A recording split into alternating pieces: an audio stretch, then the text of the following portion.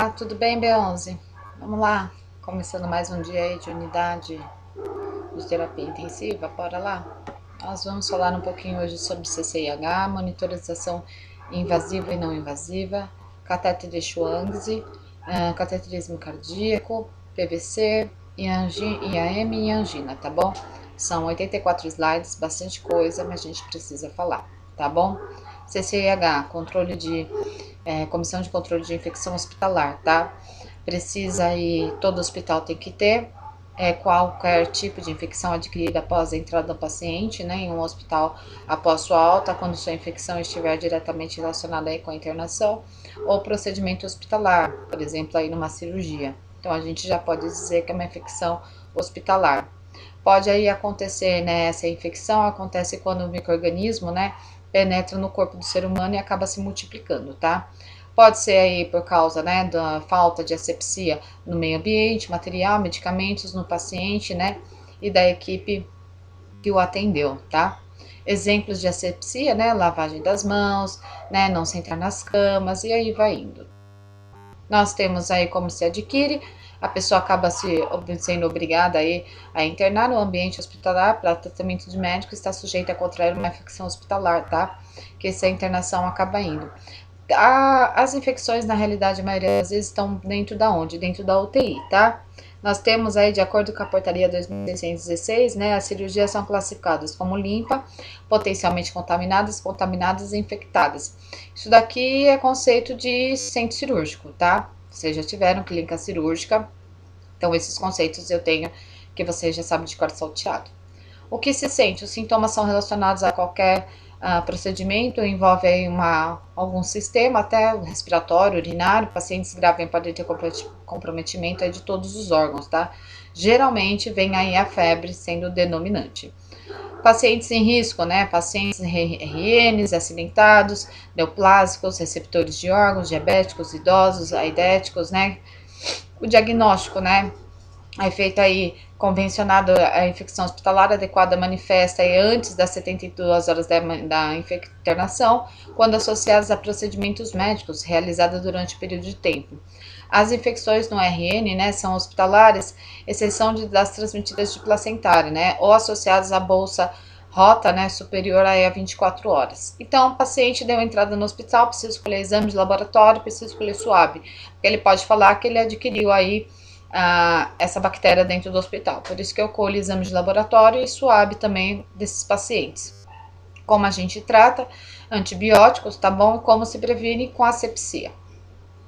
Nós temos aí as infecções mais importantes, infecção trato urinário, infecção aí do sítio cirúrgico, tá? Essas são as mais comuns, pela sonda vesical aí 80%, infecção no trato respiratório, né, principalmente pessoas com idade, patologia mais avançada, infecções na corrente sanguínea, né, geralmente, na realidade aqui vem dizendo o tipo de catéter curativo, tempo, local, tá, essa asepsia não mal feita aí.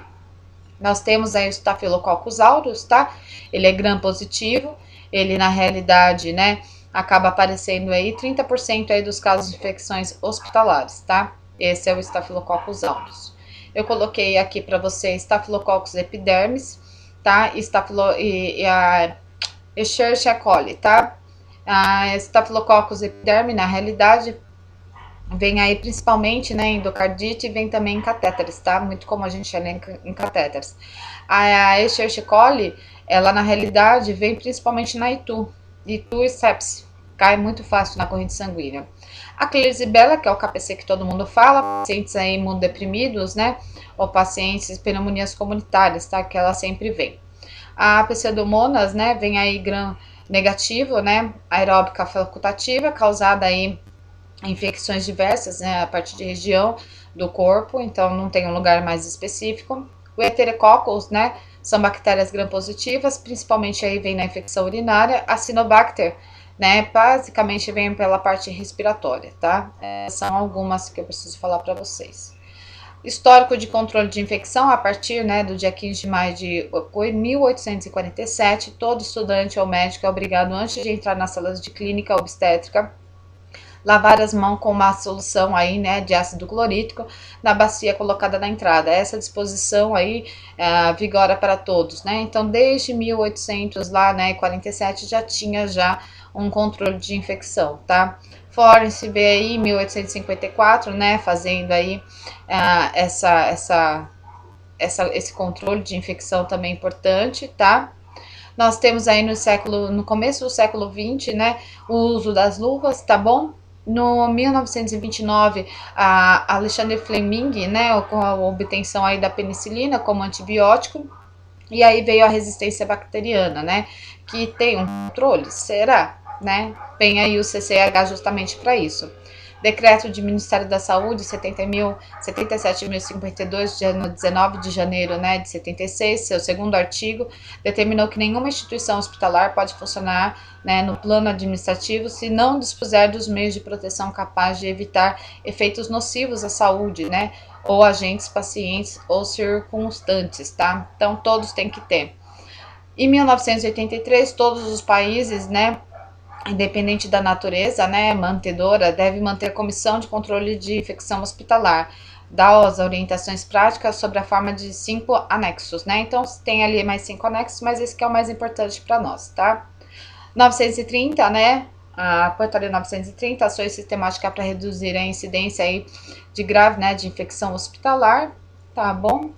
E temos mais aí lei, né, federal aí de número 931, de 6 de janeiro de 97, obrigatoriamente todos os hospitais manterem o controle de infecção, né, permanente, criação da comissão de controle de infecções hospitalares para execução aí desse controle, tá? Então, todo mundo precisa ter, todo lugar precisa ter, todo hospital precisa ter.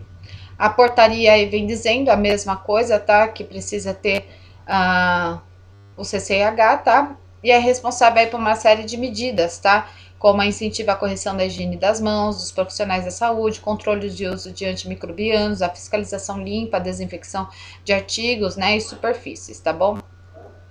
Nós temos aí o objetivo da CCH, né, desenvolver a ação, acaba buscando as infecções hospitalares, avaliar e orientar as técnicas, participar da equipe, né, padronizando aí o trabalho deles, prevenir e controlar infecções, controlar a limpeza da caixa d'água, que é importante, o uso de antibiótico, né, elaborar treinamentos periódicos, executar busca ativa de pacientes, tá? Então precisa, CCH tem muito serviço dentro do hospital. A situação no Brasil, né, apesar de muitos esforços, o Brasil enfrenta a realidade adversa daquilo que acaba julgando necessário, né, satisfatório, a carência de recursos humanos e materiais nas instituições, tá? A ausência de CCH também atuantes, profissionais exercendo função sem conhecimento adequado da atividade, essa realidade precisa mudar, né? Hoje nós estamos vendo justamente isso, tá? Isso foi CCH, acabou. Tem os pacientes que estão internados dentro da UTI, eles precisam de monitorização. Essa monitorização, ela pode ser não invasiva ou invasiva. Não invasiva, tá? O que é monitorização não invasiva? Monitorização é o processo contínuo, diário, que acaba envolvendo 3 partes. A coleta de dados, a análise e interpretação de dados e a tomada de decisão, tá? Então, coleta de dados, frequência cardíaca, pressão, frequência respiratória, temperatura e saturação. Esse daqui são os não invasivos, tá bom? E aí, monitorar além disso, edemas, úlceras de pressão, motricidade, comunicação, oxigenação, sondas, hidratação e eliminações fisiológicas. Tudo isso daqui são padrão aí de não invasivo, tá? A análise de dados, né, exige conhecimento aí sobre alguns parâmetros normais e anormais, incluindo aí a importância, né, das patologias, tá? Então, por isso que a gente precisa saber qual é a PA daquele paciente, tá? Tomada de decisão acaba sendo a realização aí após a coleta da interpretação correta dos dados, tá? Então, a gente precisa tomar uma autonomia em relação a isso. Monitorização hemodinâmica, reconhecer e avaliar possíveis problemas em tempo hábil para que acaba se estabelecendo aí uma terapêutica adequada e imediata, função diagnóstico, né, e prognóstico do paciente. Monitorização hemodinâmica não invasiva, tá? É aquele que não compromete as barreiras de proteção do paciente. Menor risco de complicações, fácil manuseio, menor custo e confirmações para os exames. Essa daqui, esse slide aqui, 35, vai estar lá na perguntinha lá, tá bom? Então, qual são, na realidade, né, qual é aquele não há comprometimento de barreiras de proteção ao paciente, tá? Então, por que eu devo fazer um monitoramento não invasivo? Quais são, na realidade, né, o custeamento, né? Por que eu preciso fazer o monitoramento não invasivo? Porque é menos risco para paciente, as complicações, fácil manuseio, menor custo e confirmações aí para exames complementares, tá? Então, slide 35 tá? Indicações: sinais vitais instáveis, traumas, hipotensão, ilogúria, perda de sanguínea, taquicardia, febre, desidratação e aí vai embora.